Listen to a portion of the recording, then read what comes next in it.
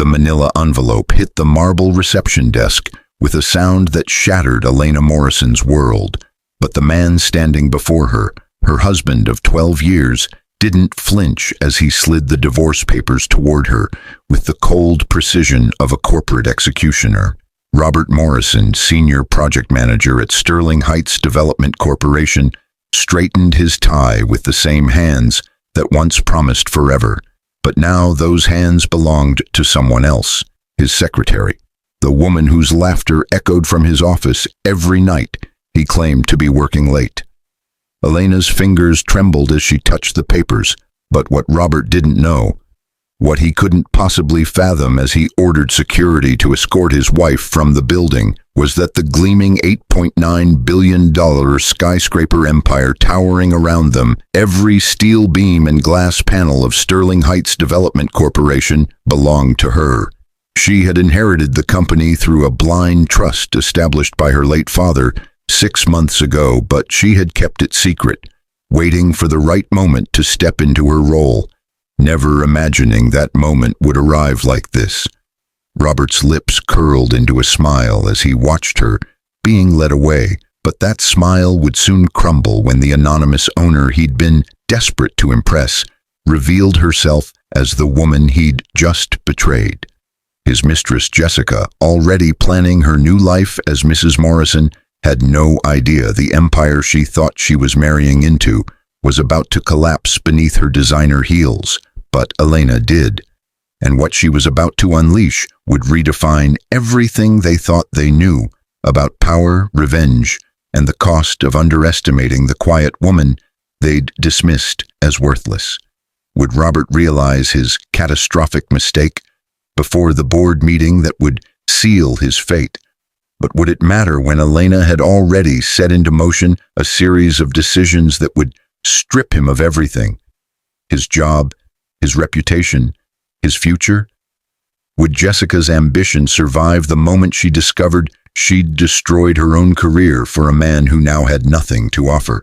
But would she fight back or flee when the truth emerged? Would Elena find satisfaction in her revenge? But would the cost of crushing those who betrayed her leave her as empty as the marriage she was about to dissolve?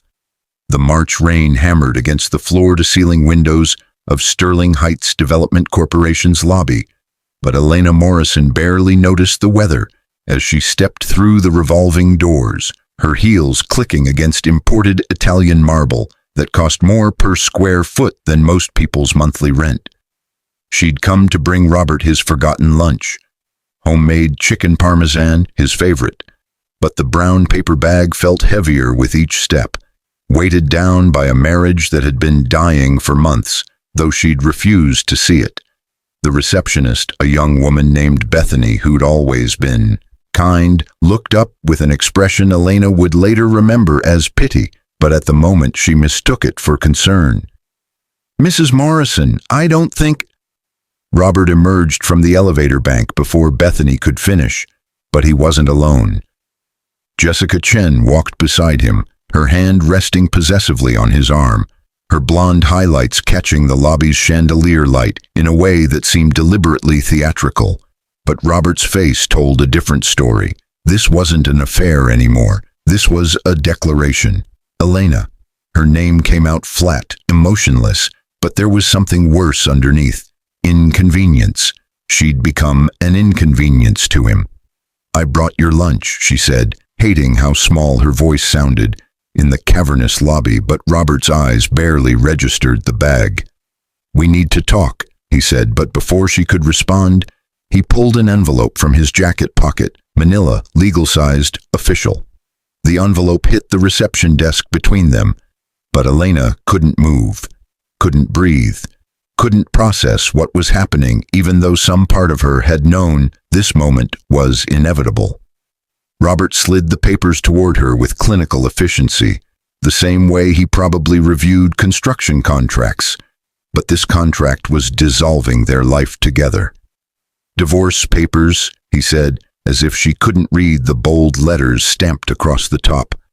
"My attorney says it should be straightforward since we kept our finances separate, but you'll need to sign by Friday." Jessica's perfume Something expensive and cloying filled Elena's nostrils as the secretary stepped closer, but the woman had the decency to look away, her guilt apparently having limits, though not enough to stop her from destroying someone else's marriage. "Robert, please."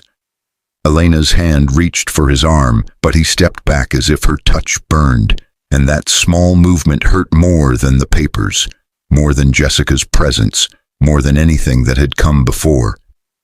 "Don't make this harder than it needs to be," Robert said, but his jaw was set, his decision made. "Jessica and I are getting married as soon as the divorce is final, but we wanted to tell you in person rather than let you hear it from someone else." How generous, Elena thought, but she couldn't find her voice to say it. "I think it's best if you leave now," Robert continued, and suddenly his hand was up, gesturing to security. "Marcus, please escort Mrs. Morrison from the building, but make sure she takes all her personal items. She won't need to come back." The security guard, a man Elena had chatted with dozens of times, who knew how she took her coffee, who'd helped her carry packages during the holidays, approached with obvious reluctance, but his job demanded compliance, and Elena was being treated like an intruder in a building her husband had worked in for 8 years. "Sir, is that really necessary?" Marcus asked, but Robert's glare answered before his words did. "Company policy," Robert said. "Non-employees need an escort, but Mrs. Morrison is no longer affiliated with anyone who works here." The humiliation burned through Elena like acid, but she forced herself to stand straight, to hold her head up even as tears blurred her vision. She left the lunch bag on the desk, let him starve, let Jessica discover he preferred his pasta with extra oregano, let them figure out all the small things she'd done for 12 years, while he'd been building his career on her support. "Ma'am, I'm sorry," Marcus whispered as he walked her toward the doors, but Elena couldn't respond, couldn't do anything except put one foot in front of the other while Robert and Jessica watched from beside the security desk. The rain soaked through her coat within seconds of stepping outside, but Elena welcomed it, let it mix with her tears until she couldn't tell which was which. She stood on the sidewalk, staring up at the massive tower that stretched 73 floors into the Seattle sky, but her mind was spinning backward, searching for the moment everything went wrong. 6 months earlier, September, the attorney's office had smelled like old books and lemon polish, but Elena had barely noticed the decor as James Rothstein, her father's lawyer for 30 years, explained the terms of the trust that would change her life. "Your father wanted you to have time," Rothstein said, sliding documents across his mahogany desk. "The Blind Trust has been managing Sterling Heights Development Corporation since his death, but now that the probate is complete, you're the sole owner. But he stipulated that you could reveal yourself whenever you felt ready."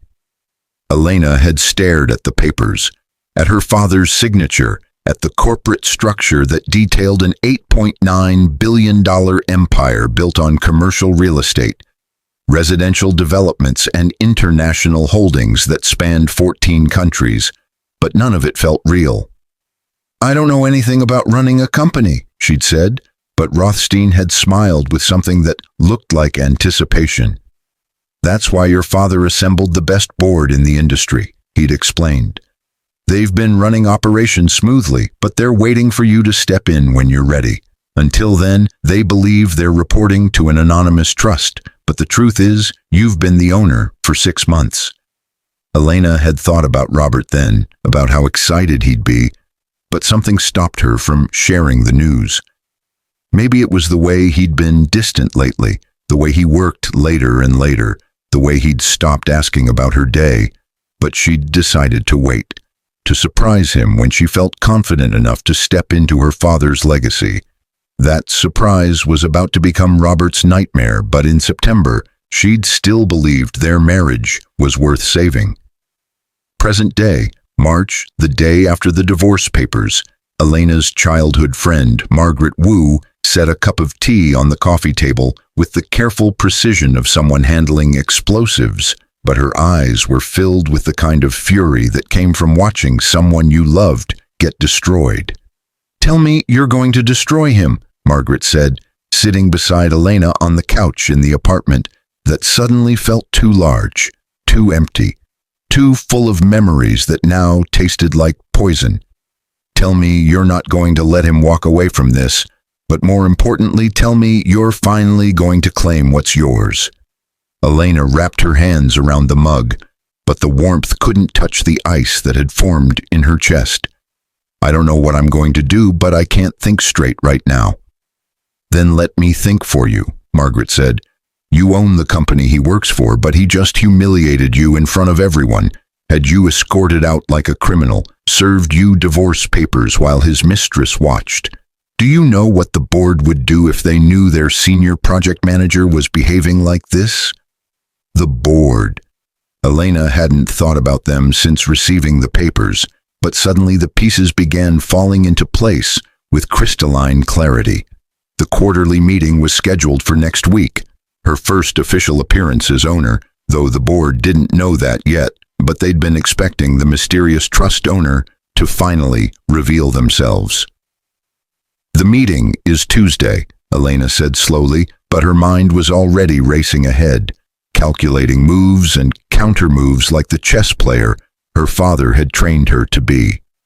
What are you thinking? Margaret asked, but she was leaning forward now, recognizing the shift in her friend's demeanor. I'm thinking that Robert has been trying to impress the owner for months, Elena said, and now her voice was steadier. He's been submitting proposals angling for a promotion to Vice President of Development, but he has no idea he's been trying to impress his own wife. His soon-to-be ex-wife, Margaret corrected, but there was satisfaction in her tone. The divorce isn't final for 6 months, Elena said, and something cold and sharp was forming in her chest. Not quite revenge, not quite justice, but something in between that tasted like survival. 6 months where I'm legally entitled to make decisions, but 6 months where I'm also still his wife on paper. Margaret's smile was predatory. What are you going to do? Elena stood, walking to the window that overlooked the city, but her eyes found Sterling Heights Tower in the distance, its lights blazing against the darkening sky. I'm going to attend that board meeting, but first, I'm going to do some research on Robert's projects, his conduct, his performance. If he wants a divorce, fine, but he's going to sign those papers as an unemployed man. And Jessica? Jessica is about to learn that sleeping with your boss only works if your boss has job security, Elena said, but there was no satisfaction in the words yet, only determination. She's been his secretary for 3 years, which means she's been privy to confidential information, personal details about board members, strategic plans. If she's been sharing any of that with Robert outside appropriate channels, but especially if she's been using it for personal gain, that's a termination offense. Margaret stood beside her friend, but she placed a hand on Elena's shoulder. Are you sure about this? Because once you start, but there's no going back. Elena thought about the lunch bag left on the reception desk, about Marcus's apologetic face, about Jessica's hand on Robert's arm, about the casual cruelty of being escorted from the building like a stranger, but most of all, she thought about 12 years of supporting Robert's career, while her own dreams sat in a box labeled someday. I've never been more sure of anything, Elena said, but she was already pulling out her phone, already dialing James Rothstein's number. It's time everyone learned who really owns Sterling Heights. 1 week later, the board meeting. The Sterling Heights Development Corporation boardroom occupied the entire 73rd floor, but the panoramic views of Seattle's skyline were wasted on the 12 people gathered around the black granite conference table. They'd been waiting 30 minutes for the mysterious trust owner to arrive, but the anxiety in the room was palpable. Their quarterly reports spread before them like shields. Robert sat in the gallery section, invited as a potential VP candidate to observe the meeting, but he'd spent the last week rehearsing his presentation, perfecting his pitch, imagining the moment he'd finally meet the owner who could make or break his career. Jessica had helped him practice every night, her enthusiasm making up for the nagging guilt that occasionally surfaced when he thought about Elena signing the divorce papers. He'd sent them to her apartment via courier, but she'd signed them immediately. No arguments, no drama, and the ease of it should have relieved him. Instead, it felt anticlimactic, like she'd given up too easily, but Robert pushed the thought away, focusing on his future with Jessica, on the promotion he could taste. The boardroom doors opened, but everyone stood automatically, expecting the owner, though no one knew what to expect. James Rothstein entered first, his expression neutral, but he held the door open as someone else stepped through. Elena Morrison walked into the boardroom wearing a charcoal gray suit that her father had once told her meant business, but her hair was pulled back, her makeup minimal, her entire demeanor radiating the kind of quiet authority that didn't need theatrics. She moved to the head of the table, but her eyes swept the room, cataloging reactions, measuring surprise, landing finally on Robert. The color drained from his face so completely that for a moment she thought he might faint. But he gripped the edge of his chair, his knuckles white, his mouth opening and closing without sound. "Good afternoon," Elena said, but her voice carried through the room with unexpected strength. "I'm Elena Morrison, sole owner of Sterling Heights Development Corporation, but I apologize for the secrecy. My father believed I should take time to understand the company before revealing myself, and after 6 months of observation, I'm ready to step into my role." Board members exchanged glances, some confused, some calculating, but Catherine Walsh, the CFO who'd worked with Elena's father for 20 years, smiled with what looked like pride. "Elena," Catherine said, standing, "your father would be proud, but we're honored to finally meet you officially. We've been managing operations according to his wishes, but we're ready to follow your leadership." "Thank you, Catherine," Elena said, but she remained standing, her hands resting on the back of the leather chair at the table's head. "Before we begin the quarterly review, however, I need to address a personnel matter that's come to my attention, but it requires immediate action." Robert's face had gone from white to green, but he seemed frozen in his seat, unable to speak, unable to move, though his mind was clearly racing through implications, connections, the catastrophic scope of his mistake. "As many of you know," Elena continued, but she looked directly at Robert now, "I recently filed for divorce from my husband, Robert Morrison, but what you may not know is that Mr. Morrison is currently employed as a senior project manager in this company. Yesterday, I completed a comprehensive review of his projects, his conduct, and his compliance with company policies." Catherine's expression shifted from welcoming to professional, but the other board members leaned forward, sensing blood in the water. "The review revealed several concerning issues," Elena said, but she was pulling documents from a folder Rothstein handed her.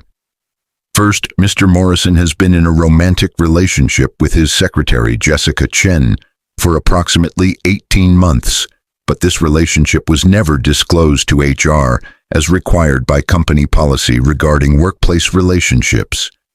Robert found his voice finally, but it came out strangled. "Elena, please." "Second," Elena continued, ignoring him, "Ms. Chen has been forwarding confidential emails regarding board decisions, competitor analysis, and strategic planning to Mr. Morrison's personal email account. But this information was then used by Mr. Morrison to craft proposals that gave him an unfair advantage over other project managers." "That's not," Robert started, but Catherine's sharp voice cut him off. "Is this true?" The CFO's fury was directed at Robert now, but her professional reputation was built on integrity, and corporate espionage disguised as office romance violated everything she stood for. "Jessica was helping me prepare for the VP position," Robert said, but even he could hear how weak it sounded. "You thought you could use insider information to advance your career," Elena said, but there was no emotion in her voice, just facts, cold and precise. Third, the Riverside development project that you've been citing as your greatest success actually exceeded budget by 30%. But you failed to disclose this to the Oversight Committee, instead hiding the overruns in other project accounts. Robert stood now, but his legs were shaking. Elena, you can't do this, but you're doing this because I'm divorcing you. This is revenge, but it's unprofessional. This is business, Elena said, and now ice crept into her tone. You made it personal when you had me escorted from this building like a criminal, but now I'm making it professional. Your employment is terminated effective immediately, but security will escort you from the premises. Ms. Chen's employment has also been terminated as of this morning. The room fell silent except for the rain beginning to tap against the windows, but Robert looked like he'd been punched, his career disintegrating before his eyes, his future crumbling into dust. You can't do this, he said again, but it was a plea now, not an argument. Jessica and we're getting married, but I need this job. I need the income. Perhaps you should have considered that before serving divorce papers to the woman who owned your company, Elena said, but she sat down now, signaling the end of his relevance. Security is waiting outside, but I believe you know the way out. Robert stumbled toward the doors, but he stopped, turning back with desperation etched across his face. Elena, please, but we were married for 12 years. Don't do this, but give me another chance. You made your choice when you chose Jessica, Elena said quietly, but loud enough for everyone to hear. Now live with it, but don't ask me to save you from the consequences. The doors closed behind him with a finality that echoed through the boardroom, but Elena didn't watch him leave. She had a company to run, a legacy to honor, and a future to build. But first, she had to show the board that she was worthy of her father's faith. That evening, Jessica's apartment. Jessica Chen's apartment, paid for partly by Robert's previous bonuses, felt smaller than usual as Robert paced the living room, but his phone had been ringing constantly with messages from former colleagues, from friends, from his mother who'd heard the news through the professional grapevine that moved faster than wildfire. How could you not know? Jessica demanded, but her own phone was dark, her job gone, her professional reputation destroyed by association. How could you not know Elena was the owner? She never told me, Robert said, but he was running his hands through his hair, leaving it standing in wild tufts. Her father died, but she said there was a trust, some inheritance. She never said. He stopped, memory flooding back. She tried to tell me something 6 months ago, but I was busy with the Henderson project. I told her we'd talk later. You told her to wait, Jessica said flatly, but realization was dawning across her face. She tried to share something important, but you were too busy, and she decided to wait, and then you served her divorce papers while she held the power to destroy you. The irony would have been funny if it wasn't so catastrophic, but Robert collapsed onto the couch, his head in his hands. I have 3 months severance, but that's it.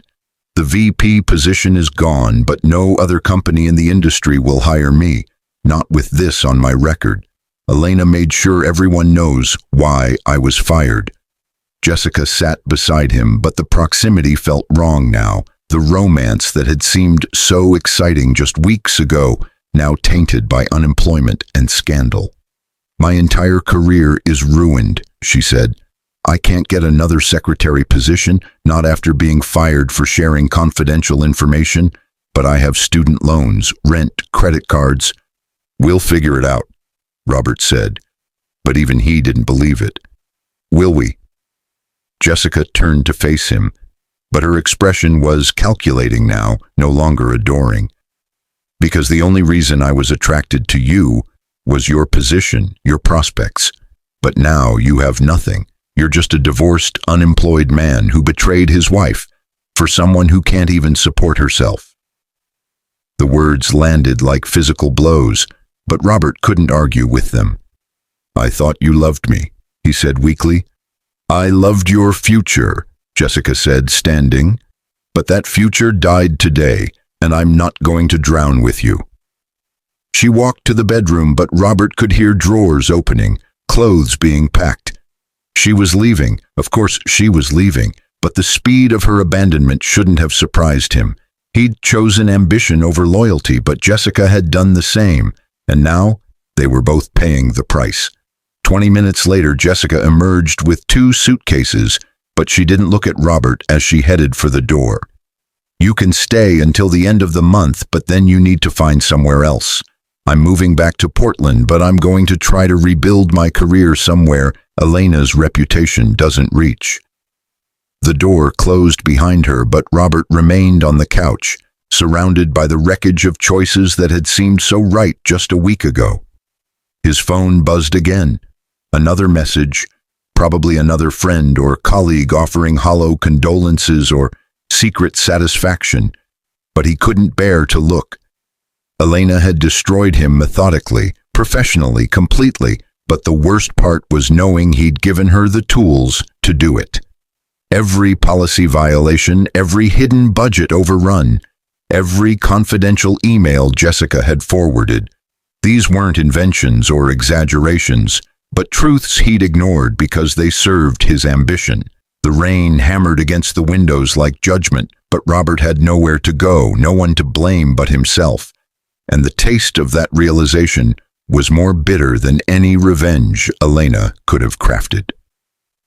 Sterling Heights Development Corporation's summer gala was traditionally held in the grand ballroom of the Fairmont Olympic Hotel, but this year felt different, charged with an energy that came from leadership change, from scandal survived, from a future that looked brighter than anyone had expected. Elena stood near the bar, watching her employees celebrate, but Catherine Walsh approached with 2 glasses of champagne and a smile that had become familiar over the past months. "To your father," Catherine said, handing Elena a glass, "but more importantly, to you. You've exceeded every expectation, but I think he knew you would." They clinked glasses, but Elena's eyes swept the ballroom, taking in faces that had become familiar, projects that were thriving under her leadership, a company that had grown by 15% in the 3 months since she'd taken over. "Any regrets?" Catherine asked quietly, but her expression was knowing. Elena thought about Robert, about the last she'd heard through Margaret's updates. He'd taken a project manager position with a small firm in Spokane, but the pay was half what he'd made at Sterling Heights. His prospects limited, his reputation permanently tarnished. Jessica had moved to Portland as promised, but found only temp work, her career in corporate real estate effectively over. "No regrets," Elena said finally, but it was true. They made choices, but those choices had consequences. I didn't destroy them, they destroyed themselves, but I simply stopped protecting them from the results. "Your father used to say that the measure of a leader isn't how they treat success," Catherine said, "but how they handle betrayal. He'd be proud of how you handled yours, but more importantly, how you turned it into strength." Margaret appeared then, weaving through the crowd with her husband, David, but her smile was radiant. "There's the woman of the hour, but we have news. David got the promotion, which means we can finally afford that house we've been looking at." Elena embraced her friend, genuinely happy, but grateful for the loyalty that had sustained her through the darkest weeks. "That's wonderful, but you'll have to let me help with the housewarming." "Only if you promise to stop working 18-hour days," Margaret said, but her concern was real beneath the teasing. "You've proven yourself, but now you need to live a little." As if on cue, Thomas Drake, the head of Drake International Architecture, approached their group, but his attention was focused entirely on Elena. They'd been working together on the new waterfront development, but lately their meetings had extended beyond business, their conversations drifting toward personal territory that felt both dangerous and exhilarating. "Ms. Morrison," Thomas said, but his smile suggested he was about to break protocol. "I was hoping you'd save a dance for me, but I understand if the owner of the company has more important obligations." Catherine and Margaret exchanged meaningful looks. but they melted away into the crowd, leaving Elena alone with Thomas's outstretched hand.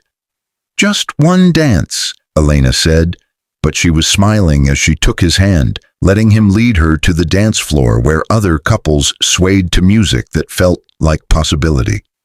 "I have a confession," Thomas said as they began to move. "I knew who you were before the board meeting, but your father and I discussed architecture together for years, and he showed me pictures, told me stories. I should have said something sooner, but I wanted to see how you'd handle the transition." Elena looked up at him, but instead of anger, she felt curiosity. "And your verdict?"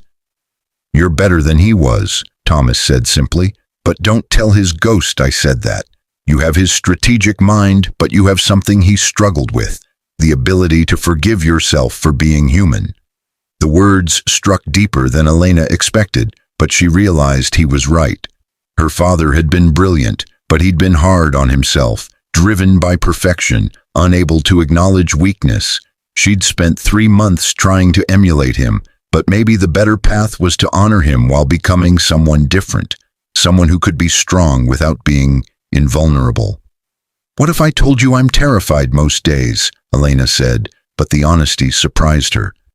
"What if I told you that I wake up wondering if today's the day I'll make a mistake that costs people their jobs, but that the weight of this responsibility sometimes feels crushing?" "Then I'd say you're exactly the right person for this role," Thomas said. "But more importantly, I'd say you're human, and that's not a weakness. That's why people are loyal to you, but it's why your company is thriving. You lead with empathy, but you balance it with strength, and that's rare." The song ended, but they remained on the dance floor, the moment suspended between them like a question waiting to be asked. "Would you like to have dinner sometime?" Thomas asked finally, but his vulnerability matched hers. Not as business associates, but as two people who might enjoy getting to know each other without contracts and blueprints between them. Elena thought about Robert, about how she'd lost herself in supporting his dreams, but she also thought about the woman she'd become in the past 3 months, stronger, more confident, more certain of her own worth. "I'd like that," she said, "but only if you promise not to treat me like I'm made of glass. I've had enough of being handled carefully, but I'm ready for someone who can match my strength." Thomas's smile was genuine, but his respect was evident. "I think I can manage that, but fair warning, I'm competitive, opinionated, and I will absolutely argue with you if I think you're wrong about architecture." "Perfect," Elena said, but she was laughing now, feeling lighter than she had in months. "I'll see you next week then, but bring your best arguments. I've been studying architecture in my spare time." As the evening continued, Elena found herself surrounded by employees who respected her, board members who trusted her, friends who loved her, but most importantly, she found herself comfortable in her own skin, confident in her decisions, certain of her path forward. Robert's betrayal had felt like the end of everything, but it had actually been a beginning, the catalyst that forced her to claim the power she'd been afraid to embrace, but also the wake-up call that showed her she'd been living half a life, supporting someone else's dreams while her own withered from neglect. The divorce had been finalized the week before, but Elena had signed the papers without hesitation, without regret, understanding finally that some endings were necessary for new chapters to begin. The photograph in Forbes magazine showed Elena standing in front of Sterling Heights Tower, but the headline read, "How Elena Morrison Turned Personal Betrayal into a $12,000 billion empire." The article detailed her expansion into sustainable development, her innovative approach to affordable housing, her reputation as one of the industry's most ethical and effective leaders, but it also mentioned, briefly, the dramatic circumstances of her first board meeting. Thomas had framed the article and hung it in their shared office. They'd merged their companies 6 months ago, combining Sterling Heights Development with Drake International Architecture to create an industry powerhouse. But their personal merger had happened even faster, their connection built on mutual respect, shared values, and the kind of partnership Elena had never experienced with Robert. Margaret visited the new office on a sunny June afternoon, but her daughter, 3-month-old Grace, was sleeping in a carrier against her chest. "Have you heard?" she asked Elena, but her tone suggested gossip worth sharing. "Heard what?" Elena looked up from the sustainability report she'd been reviewing, but she was grateful for the interruption. "Robert got married," Margaret said, "but not to Jessica, to some woman he met at his new job. Apparently, she doesn't know about his past, but I give it 6 months before she realizes what she's gotten herself into." Elena felt nothing, no satisfaction, no anger, no curiosity, but just a mild acknowledgement of information that no longer mattered. "I hope he's learned something," she said finally, "but I suspect he hasn't. Some people never do." "And you?" Margaret asked, but she was smiling. "Any regrets about how everything turned out?" Elena looked around the office that represented everything she'd built, but then her eyes found Thomas through the glass wall, watching him sketch designs while arguing good-naturedly with one of their architects. She thought about the affordable housing project they'd completed in her father's name, about the sustainability awards their company had won, about the scholarship fund she'd established for architecture students from underprivileged backgrounds. But most of all, she thought about the woman she'd become, someone who'd taken betrayal and transformed it into purpose. "No regrets," Elena said, but she meant it completely. "Robert did me a favor when he served those divorce papers, but he was too blind to see it. He thought he was leaving me with nothing, but he actually freed me to become everything I was meant to be." Thomas appeared in the doorway, but he was holding 2 cups of coffee and wearing the kind of smile that made Elena's heart lift. "Board meeting in 20 minutes, but Catherine wants to present the quarterly numbers herself. Apparently we've exceeded projections again." "Of course we have," Elena said, standing, accepting the coffee. "We have the best team in the industry, but more importantly, we have a culture built on integrity, not ambition." As she walked toward the conference room, Margaret called after her, "Your father would be proud, but you know that, right?" Elena turned back, but she was smiling. "I do, but more importantly, I'm proud of myself, and that's something I could never have said a year ago." The Sterling Heights board meeting began exactly on time, but the atmosphere was celebratory, the numbers reflecting a company thriving under leadership that valued people over profit, quality over shortcuts, and integrity over expedience. Elena listened to Catherine's presentation, but her mind wandered briefly to Robert, to Jessica, to the version of herself who'd stood in this very room a year ago, destroyed but not defeated, betrayed but not broken. That woman had made choices that changed everything, but those choices had required courage she didn't know she possessed until betrayal forced her to find it. She'd crushed Robert's career and left him jobless, not out of cruelty but out of justice. He'd violated policies, abused trust, used insider information for personal gain. But most importantly, he'd underestimated the quiet woman he'd dismissed as worthless.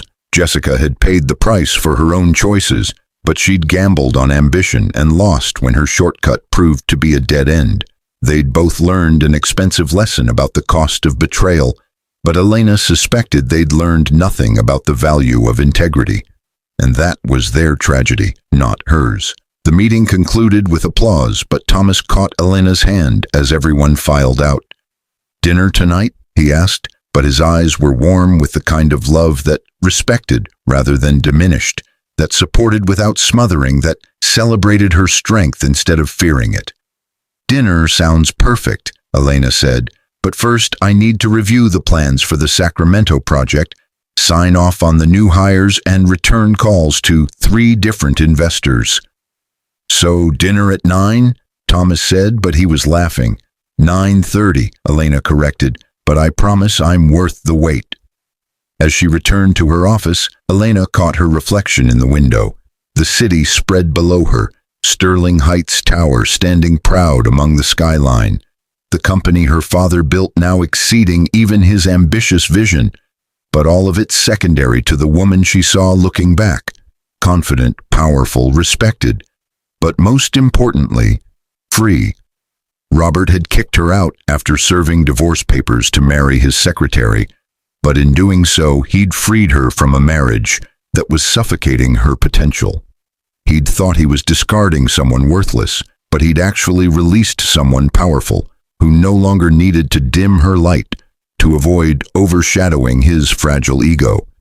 What she'd done had crushed his mistress and left him jobless, but it had also taught her that power without compassion was empty, that revenge without justice was hollow, but that standing up for yourself and demanding respect was the only way to build a life worth living.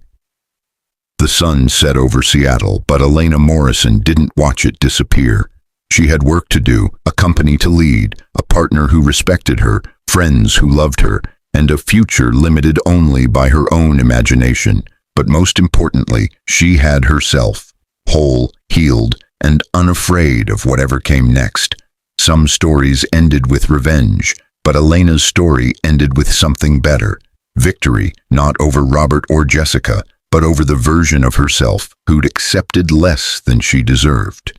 That victory was worth more than any empire, but fortunately, she had both, and she'd earned every bit of it through courage, integrity, and the refusal to let betrayal define her.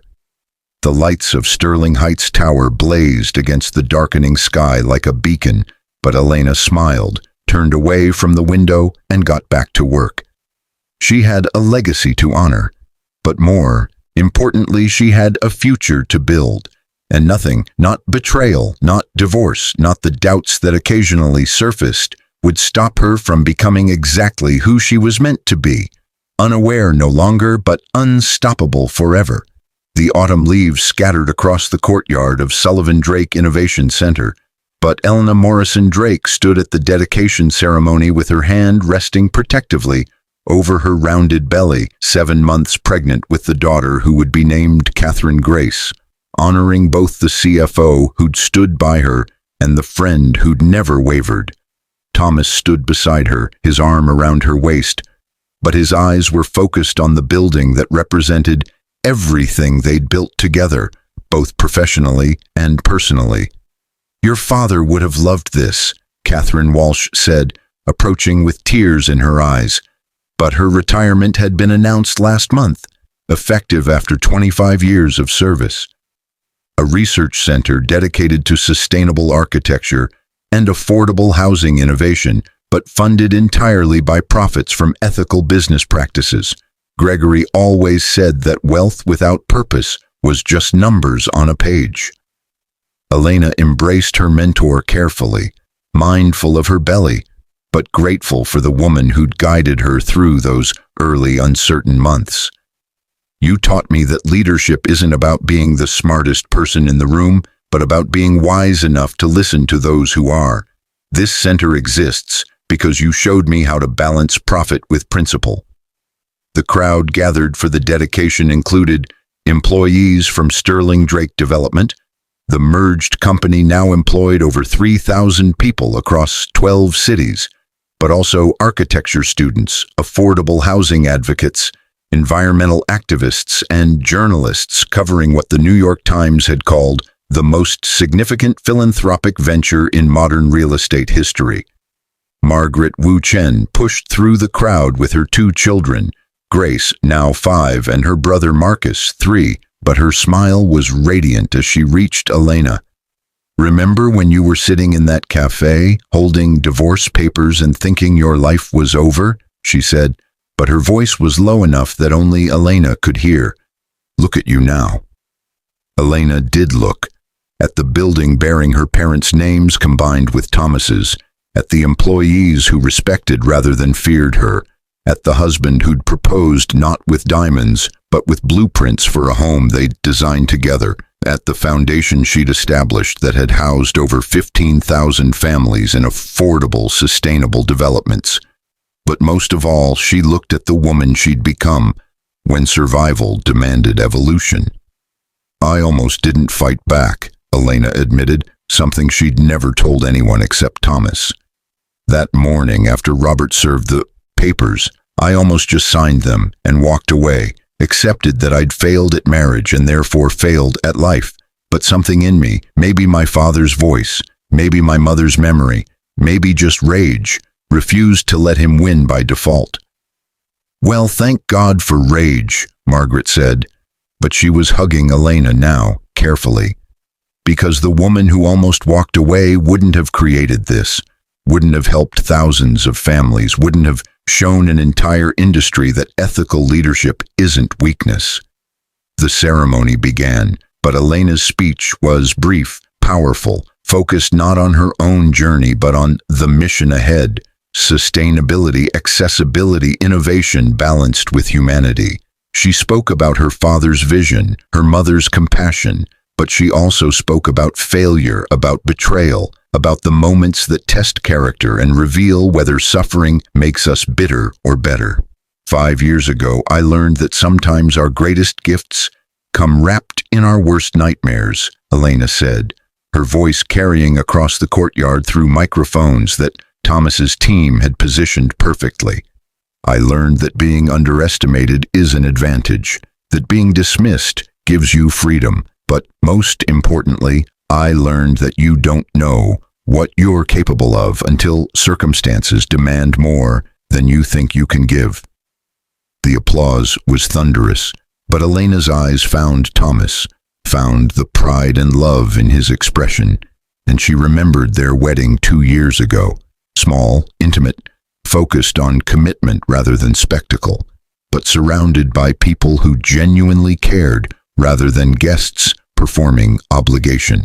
After the ceremony, as the crowd dispersed toward the reception, a figure approached that Elena recognized but hadn't seen in years. But Jessica Chen looked different now, older, harder, but also somehow smaller than Elena remembered. "Mrs. Morrison Drake," Jessica said, but her voice was hesitant, uncertain. "I know I have no right to speak to you, but I needed to apologize for what I did 5 years ago." Elena studied the woman who'd helped destroy her first marriage, but she felt no anger, no vindication, just a distant curiosity about what circumstances brought her here. "What happened to you?" she asked, but the question was genuine, not cruel. "Everything fell apart," Jessica said simply. "After I moved to Portland, I couldn't find decent work. My student loans went into default. I moved back in with my parents at 32. I spent 3 years blaming you, but then I realized you didn't ruin my life. I ruined it by thinking success was something you could steal from someone else rather than build yourself." "And now?" Elena asked, but she was aware of Thomas watching protectively from a few feet away, ready to intervene if needed. "Now I'm a property manager for a small apartment complex," Jessica said, "but it's honest work and I'm good at it. I'm not asking for forgiveness, but I wanted you to know that what happened taught me something I apparently needed to learn the hard way, that shortcuts always cost more than the long road, but by the time you realize it, you've already paid the price." Elena considered the woman before her, but she thought about grace, about mercy, about the difference between justice and cruelty. "I forgive you," she said finally, "but not because you deserve it, and not because what you did wasn't wrong. I forgive you because carrying anger is exhausting, and I have better things to do with my energy than hate someone who can't hurt me anymore." Jessica's eyes filled with tears, but she nodded, understanding that forgiveness didn't mean friendship, didn't mean forgetting, just meant releasing the weight of bitterness. "Thank you," she whispered, but I should go. Congratulations on everything you've built. You deserve all of it." As Jessica walked away, Thomas appeared at Elena's side, but his hand found hers instinctively. "That was generous," he said, "but are you okay?" "I'm perfect," Elena said, and she meant it, but she realized forgiveness had freed something in her she hadn't known was still trapped. "She's not my enemy anymore. She's just someone who made terrible choices and has to live with them, but that's not my burden to carry." Margaret rejoined them, but she'd witnessed the exchange from a distance. "So what happened to Robert?" she asked. "But I know you've kept tabs through Catherine, even if you pretend you don't care." Elena smiled, but she didn't deny it. Curiosity wasn't the same as obsession, and knowing your past didn't mean dwelling in it. "He's still in Spokane, still in middle management, still married to the woman who apparently has no idea about his history. Catherine says his performance reviews are adequate but uninspired. He does his job but never excels, takes no risks, proposes no innovations, but he collects his paycheck and goes home." "Sad," Margaret said, but she didn't sound sympathetic. "He had everything and threw it away for what he thought was an upgrade, but he ended up with less than he started with." "He ended up with exactly what he deserved," Elena corrected. "But more accurately, he ended up with the life his choices created. We all do." The reception moved inside the Innovation Center, but the building's interior showcased the future of sustainable design. Solar integration, water reclamation, modular construction techniques that reduced waste by 70%, but all of it beautiful, proving that environmental responsibility didn't require aesthetic sacrifice. Thomas gave a tour to a group of architecture students, but Elena watched him with the kind of love that had grown from partnership rather than passion, from respect rather than romance, though they'd found plenty of both. He caught her watching and winked, but his attention returned to the students who represented the industry's future. Catherine approached with a glass of sparkling water for Elena, but her expression was thoughtful. "I've been thinking about something your father said shortly before he died," she said, "but I never understood it until today. He told me, 'Catherine, I'm not worried about Sterling Heights. The company will survive or fail based on market forces and human decisions, but I'm worried about Elena. She's so good at caring for others that she's forgotten how to fight for herself.' But then he smiled and said, 'But when she remembers, when circumstances force her to choose between surviving and surrendering, she'll be unstoppable, and God help anyone who underestimates her.'" Elena felt tears prick her eyes, but she blinked them back. "He knew Robert would betray me. He suspected Robert was too ambitious to love anyone more than himself," Catherine said. "But he also knew you were too loyal to leave without cause. So he built you a safety net, gave you power you didn't know you possessed, but trusted that when you needed it, you'd claim it and use it wisely." "Did I?" Elena asked, but she genuinely wanted Catherine's assessment. "Use it wisely." Catherine looked around the Innovation Center, at the employees mingling, at the students learning, at the journalists documenting a story about business done differently, but then her eyes returned to Elena. "You fired Robert for cause, not revenge. He violated policies and damaged the company, but you acted with integrity. You forgave Jessica when it served no purpose except freeing yourself from bitterness. You've grown this company by 300% while improving working conditions, environmental impact, and community engagement.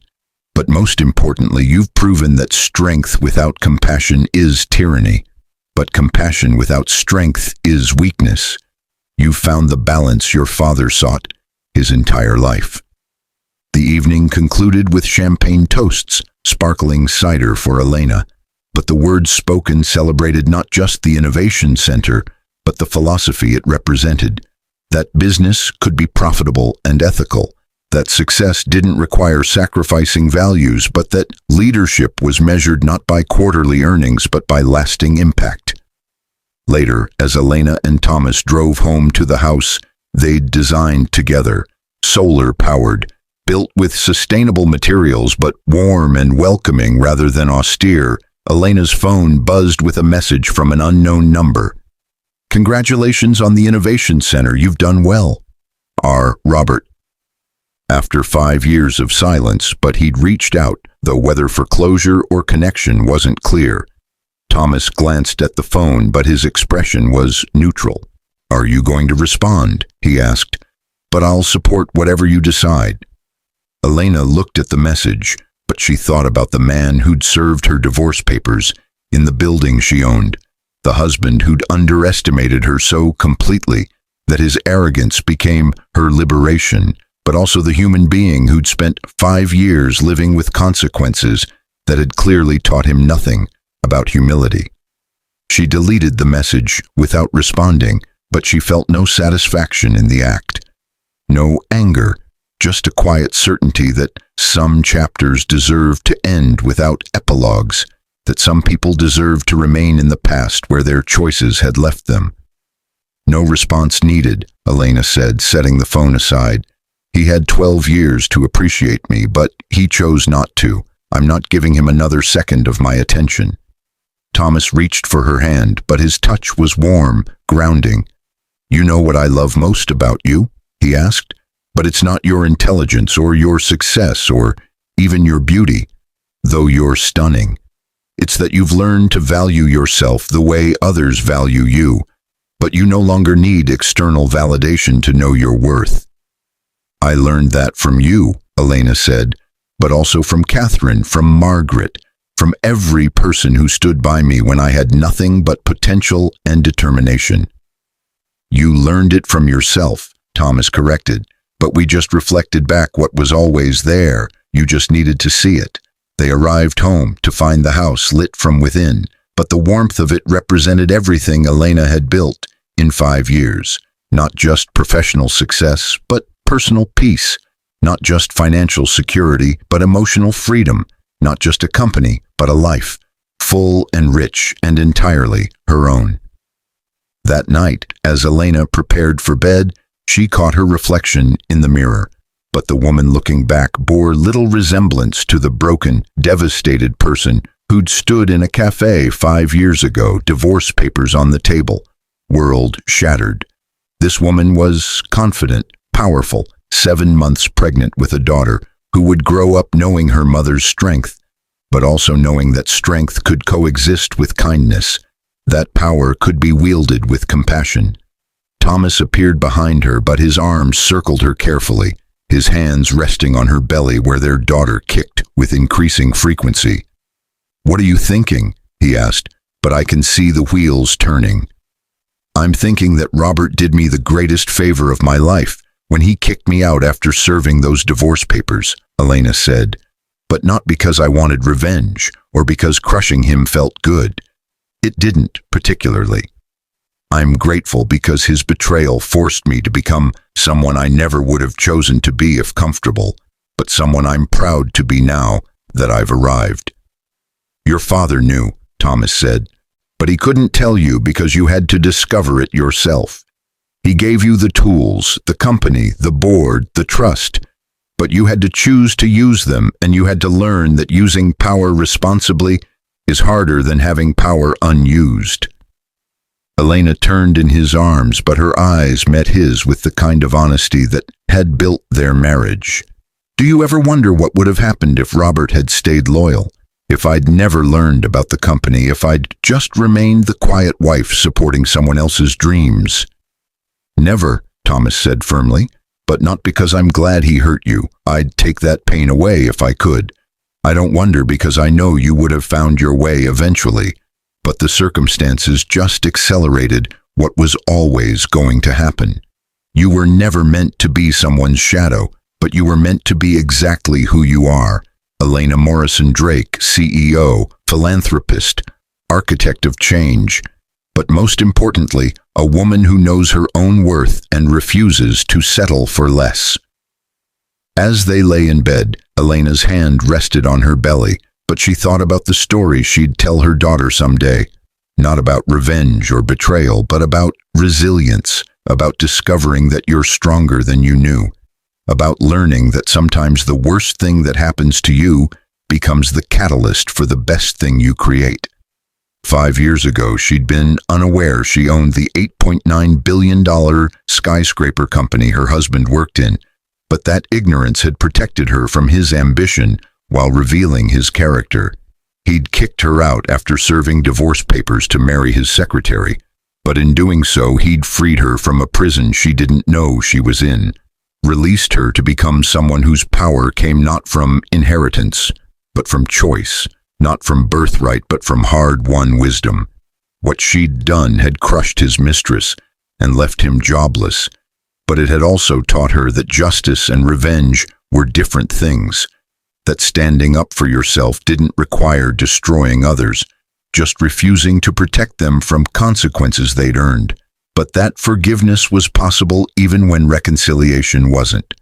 The story could have been about revenge, but it became about redemption, not his but hers, not recovering what was lost, but discovering what was possible, but building something better from the ruins of something broken.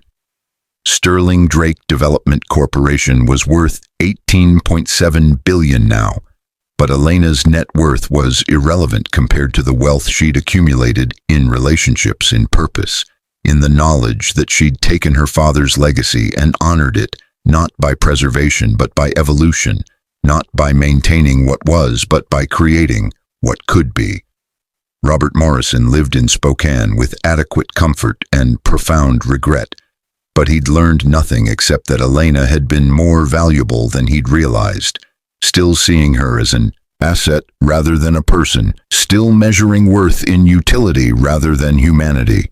Jessica Chen managed apartments in Portland with competence and humility, but she'd learned that shortcuts never lead where you think they will, that borrowed power is still borrowed, that genuine success requires genuine effort, but she'd learned too late to avoid the consequences that had reshaped her life. But Elena Morrison Drake stood in the house she'd designed with the man she loved, pregnant with the daughter who would inherit not just wealth but wisdom, not just power but principle, not just success but the understanding that how you achieve matters more than what you achieve, but that who you become in the process is the only legacy worth leaving.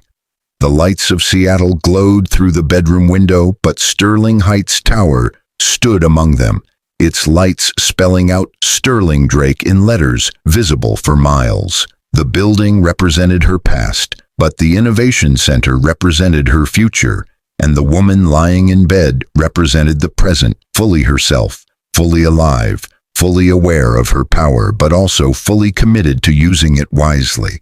5 years ago, betrayal had destroyed her world, but from that destruction she'd built something better, not despite the pain but because of it, not around the wound but through it, transforming suffering into strength, humiliation into dignity, loss into gain measured not in dollars but in character, not in revenge but in resilience, not in what she'd taken from those who betrayed her, but in what she'd given to those who believed in her.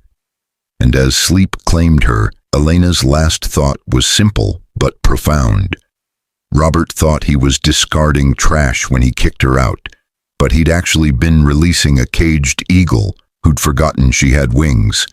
And now that she remembered, now that she'd learned to fly, nothing would ever cage her again.